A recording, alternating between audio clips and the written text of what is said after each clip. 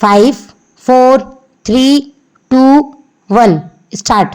अध्यक्ष महोदय, हमारे देश में जो सरकार की आय होती है, यदि उसका अधिकतम भाग सरकारी कर्मचारियों के वेतन पर ही खर्च हो जाएगा तो इस तरह से तो देश में महंगाई में बढ़ोतरी होती चली जाएगी।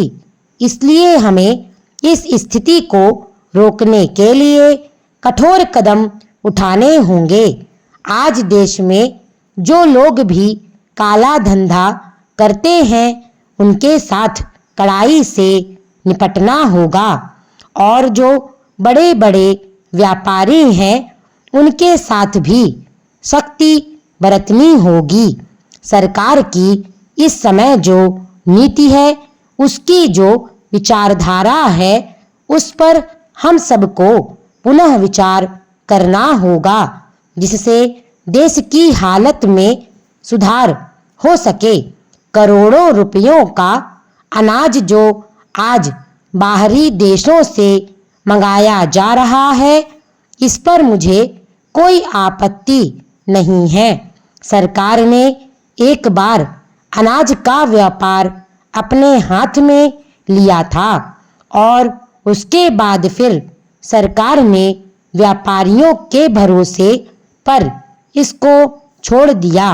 व्यापारियों ने जनता और सरकार दोनों को धोखा दिया और इसका परिणाम यह हो रहा है कि खाद्यान्न की कीमतें बहुत ज़्यादा बढ़ गई हैं और वह आम जनता को आसानी से उपलब्ध नहीं है। इस संबंध में हमारी सरकार ने अभी तक जो कदम उठाए हैं वे भी सहायक सिद्ध नहीं हुए हैं। पैरा अध्यक्ष महोदय, अभी हमारे अनेक साथियों ने कहा है कि सरकार बाहर से इतना अनाज मंगाने पर जो धन खर्च कर रही है, उस धन को यदि हमारे देश के किसानों को देती तो हमारे देश के किसान अनाज का उत्पादन बढ़ाते और हमको विदेशों से अनाज का आयात नहीं करना पड़ता। इसलिए मैं चाहता हूँ कि अनाज के संबंध में हमारी एक साफ और बिल्कुल स्पष्ट नीति होनी चाहिए। किसान को क्या चाहिए वह हम उसे दें और किसान से क्या लेना है उसका मूल्य निर्धारित करें। इसके लिए हमें एक राष्ट्रीय मूल्य नीति का निर्धारण करना होगा। किसान का अनाज उत्पादन करने में कितना खर्च होता है और उसको आवश्यकता की चीजें किन दामों पर मिलती है, इन दोनों में तालमेल होना चाहिए।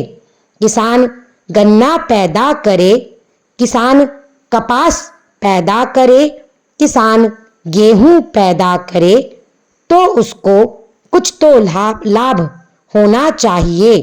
मैंने इस सदन में पहले भी कहा था कि खेती को नुकसान का नहीं बल्कि मुनाफे का धंधा बनाने पर ही देश में अनाज का उत्पादन तेजी से बढ़ेगा और खाद्यान्न की समस्या का कोई हल निकल सकेगा। पैरा अध्यक्ष महोदय, आप कहते हैं कि 1 इंच भी जमीन में मत छोड़ो, हर जगह अन्न पैदा करो, लेकिन हमारा क्षेत्र ऐसा है जहां सिंचाई के लिए पानी नहीं है, इसलिए हम अन्न का उत्पादन नहीं कर पाते हैं। इसके लिए हमें सिंचाई की योजनाएं बनानी पड़ेंगी। इसके अतिरिक्त राज्य सरकार किसानों को कृषि उपकरणों के साथ साथ अन्य दूसरी जरूरत की चीजें उचित दामों पर दिलाने की व्यवस्था करती है, तभी हमें इस काम में सफलता मिल सकती है, अन्यथा नहीं। ऐसा करने के लिए हमें इन सारी समस्याओं पर बड़ी गहराई के साथ विचार करना होगा। स्टॉप।